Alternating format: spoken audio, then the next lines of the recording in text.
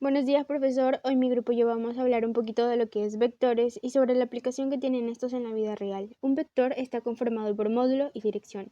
El módulo es el tamaño de dicho vector y la dirección está formada por sentido y orientación. El sentido me indica hacia dónde se dirige el vector, en este caso ese sentido. Y la orientación es el ángulo que se forma entre el vector y el eje de referencia, en este caso el eje de las abscisas.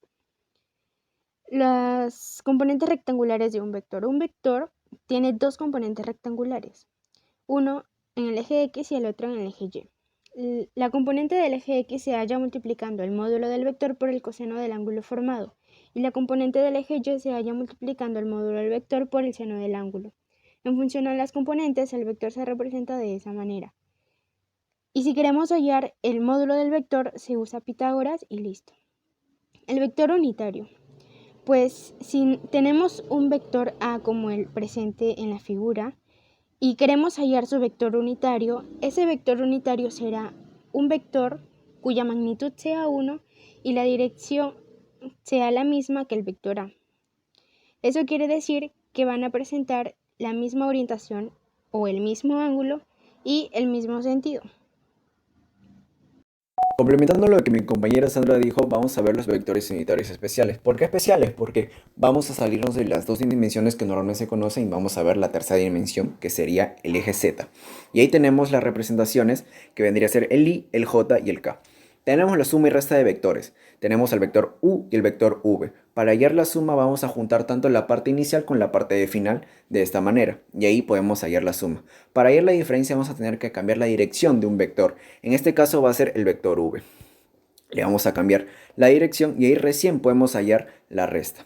Y ahora acá podemos ver la fórmula para hallar el módulo tanto de la suma como de la resta. Tenemos el producto escalar y el producto vectorial. El producto escalar podemos hallarlo con la fórmula que nos muestran ahí, pero acá tenemos que tener en cuenta que el resultado va a ser un número. Por eso es que se va a cumplir que A por B va a ser igual que B por A. En cambio, en el producto vectorial, la fórmula va a ser similar, solo que va a cambiar el coseno por el seno. Aquí el resultado va a ser un vector, por eso es de que no va a cumplir lo mismo que el anterior, que A por B va a ser diferente que B por A. Ahora acá tenemos el método de los determinantes. ¿Cómo vamos a aplicarlo? Lo vamos a ver en la siguiente diapositiva. Tenemos para la componente I, para la componente J y para la componente Z. Tenemos las tres determinantes. Entonces, para el eje I vamos a tapar todo lo que vemos ahí de I y vamos a multiplicar en aspa tanto el A y el J por el BZK y el otro vamos a multiplicar el B y el J por el AZK. Entonces ahora, para la componente J vamos a hacer lo mismo. Tapamos todo lo que vemos ahí en el J y vamos a multiplicar en aspa. Lo mismo para el componente Z. Vamos a tapar esa parte del Z y vamos a multiplicar en aspa. Entonces, lo que nos va a quedar al final va a ser la siguiente fórmula. Lo que es importante recalcar es que el primer signo va a ser la diferencia, no va a ser la suma. Vamos a aplicarle el menos y después vamos a aplicarle el más. Ahora mis compañeros que vienen a continuación nos van a mostrar algunas aplicaciones. Les hablaré sobre la aplicación de los vectores en la cinemática. Un ejemplo del día a día, un ejemplo cotidiano, sería dos amigos que van a querer llegar a algún lugar, por ejemplo el edificio rojo, y van a tener dos caminos. El camino más corto sería pasar por el semáforo, saltar las rejas, pasar por el jardín, saltar, por así decirlo, los edificios y llegar a su destino. Pero este no va a ser posible. Por eso van a tener que tomar el camino más largo, que más adelante les explicaré en qué esta situación se va a relacionar con los vectores. En esta imagen vemos a las dos personas que van a querer llegar al punto rojo, que vendría a ser el edificio, y van a seguir las líneas, las flechas azules, que en cinemática se le llama trayectoria. Esta trayectoria es la línea formada por las distintas posiciones. Ahora, las dos personas van a ir del punto A al punto B, siguiendo la trayectoria. Ahora, otro concepto que vemos en cinemática es el desplazamiento, que acaba de aparecer, que es la línea negra. El desplazamiento va a definir el cambio de posición. se va a dibujar de la posición inicial, que va a ser a la posición final, que va a ser B. Y va a ser calculado restando la posición final menos la posición inicial. Y no olvidarnos de algo, que el desplazamiento no va a depender de la trayectoria. A continuación, mi compañero le va a dar un par de ejemplos de los vectores aplicados en la cinemática. Para este otro ejemplo del movimiento de una pelota, necesitaremos un sistema de referencia y un punto A y un punto B. El punto A vendría a ser el punto de inicio y el punto B el punto final, las cuales también están representadas por vectores.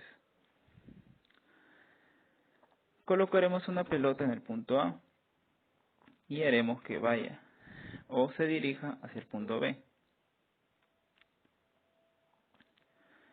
La flecha amarilla vendría a ser el cambio de posición o el desplazamiento,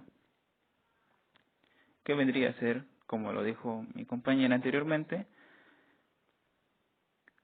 la posición final menos la posición inicial.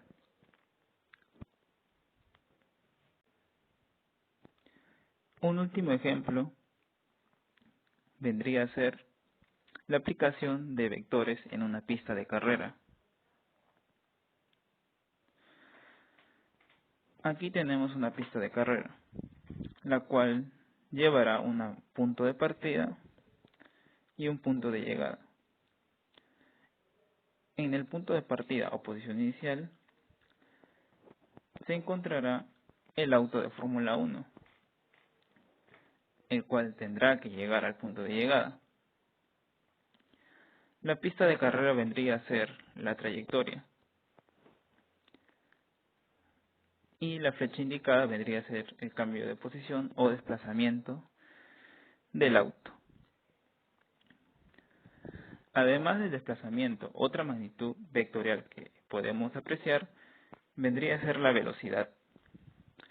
Hay dos tipos de velocidades: la velocidad instantánea, que vendría a ser la velocidad que tiene el auto en cada instante de su trayectoria o en cada instante del movimiento. Su dirección siempre es tangencial a la trayectoria. Después viene la velocidad media.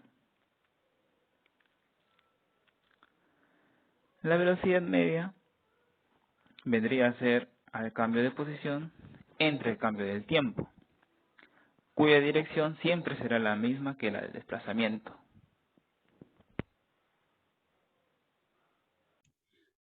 Ya teniendo en claro qué son los vectores, entendemos que ellos representan diferentes magnitudes que están presentes en nuestro día a día. Por ello, los vectores tienen variadas aplicaciones en nuestro entorno. En este caso hablaremos de la aplicación de los vectores en la construcción. Como se puede observar en las dos imágenes, el uso de herramientas de construcción. Las fuerzas que ofrecen los obreros hacia sus herramientas están representadas por medio de vectores, así como también el peso que los obreros y sus herramientas están también representadas por vectores. Las reacciones del piso hacia los obreros y sus herramientas, como podemos observar en las dos imágenes, también son representadas a través de vectores. Por último, podemos observar en la primera imagen la velocidad con la cual el obrero impulsa su carretilla hacia adelante. Esta también es representada a través de un vector. Continuando, veremos cómo los vectores están en las máquinas de construcción. Por ejemplo, tenemos una excavadora y un autovolquete. Viendo la excavadora, que cada cilindro hidráulico ejerce una fuerza. Aparte de ello, cada una de las máquinas tiene su peso. Genera una reacción y también genera velocidad. Lo mismo pasa con el cargador frontal. El cilindro hidráulico genera una fuerza. El objeto tiene un peso, genera una reacción y genera velocidad. Al igual que el cargador frontal tenemos a la grúa, que también posee cilindro hidráulico, que este hace una fuerza y también posee cables que generan una tensión. El objeto tiene peso, también genera una reacción y una velocidad.